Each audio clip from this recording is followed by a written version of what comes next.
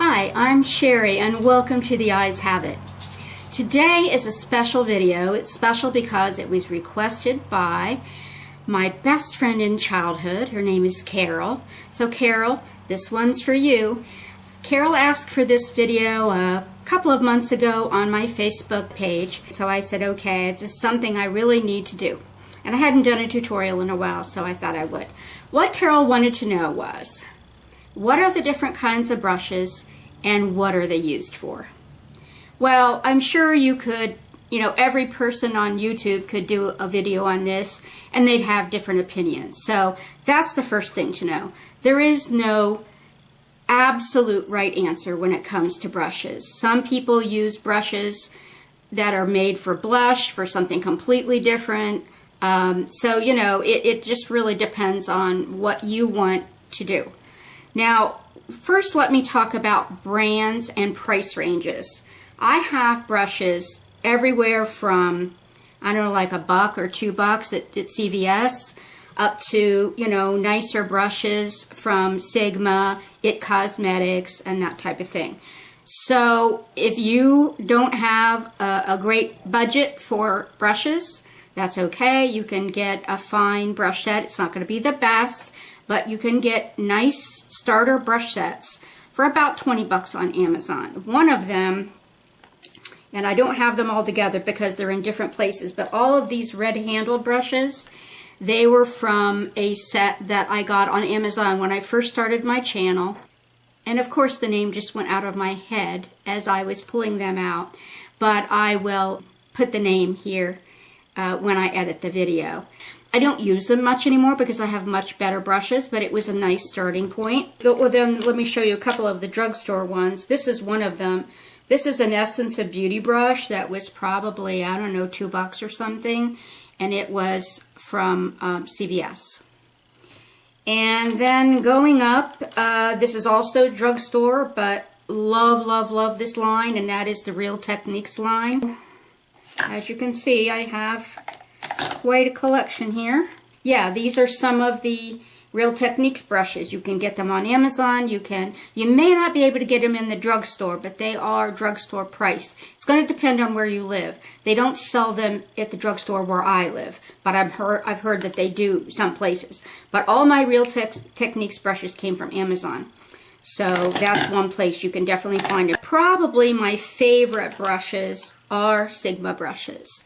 When you want to invest in good brushes, but you don't want to pay a whole lot, SigmaBeauty.com is where you need to go. This is a really, really popular brush, and this is the flat Kabuki, the F80.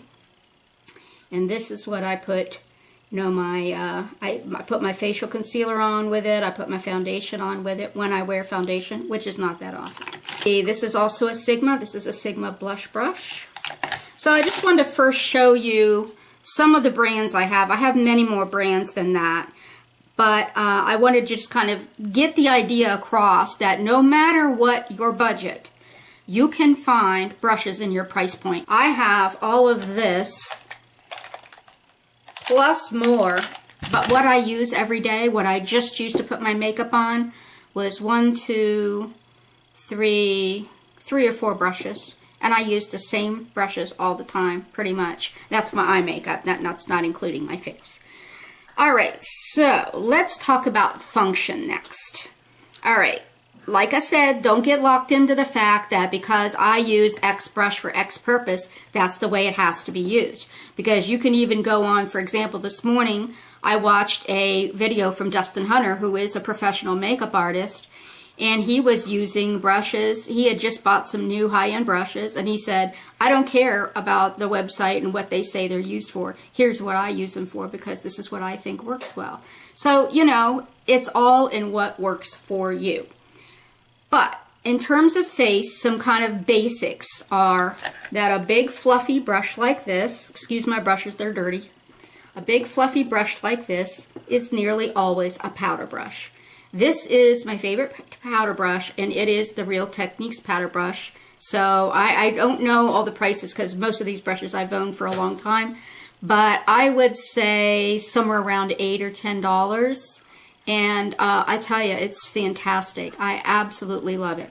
So something big and fluffy like that and round and really loose is usually going to be a powder brush. Now, when you get into something that's a little smaller and fluffy, that's usually going to be your blush brush. This is Sigma's blush brush, and this is what I've been using for some time. Then you're going to get into really dense brushes, and these are foundation brushes. So, for example, the one that I talked about already, the F80, very, very dense. By dense, I mean that there are a lot of hairs packed into a small space, and instead of getting a big poof like this when you touch it, you get pushback. That's what I mean when I say dense. So this is the flat Kabuki. This is the angled Kabuki. It all depends on what it is that you like. I actually use this one for foundation and facial concealer, and sometimes I even use this one for contour.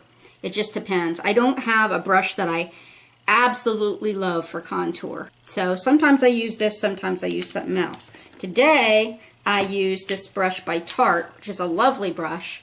It is angled, but you'll notice that it is not angled as tightly as the Sigma one. It's a little fluffier, gives a little more. They sold this with their concealer, I think it was, which is a combination of a concealer and a foundation. Personally, I love the brush. It feels like a mint coat. But personally, I didn't really care much for using it to put on foundation because there's so little resistance.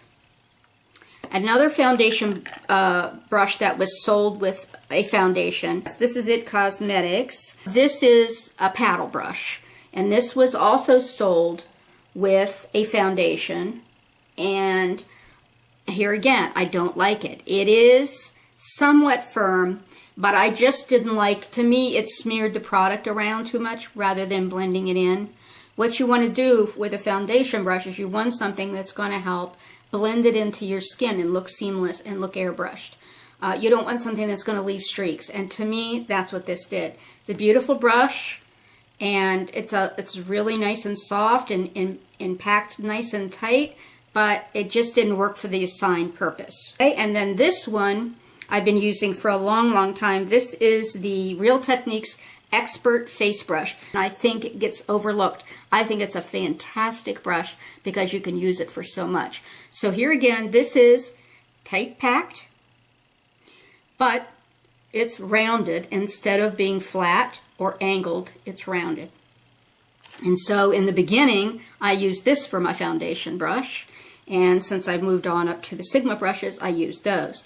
But this Expert Face Brush can be done anything from bronzer to contour to blush, foundation, concealer. I mean, it really is a nice little brush because it can do so much. This is another inexpensive brand. This is Ecotools, and they make pretty nice brushes for being drugstore brushes. So it is relatively tightly packed, but it gives more.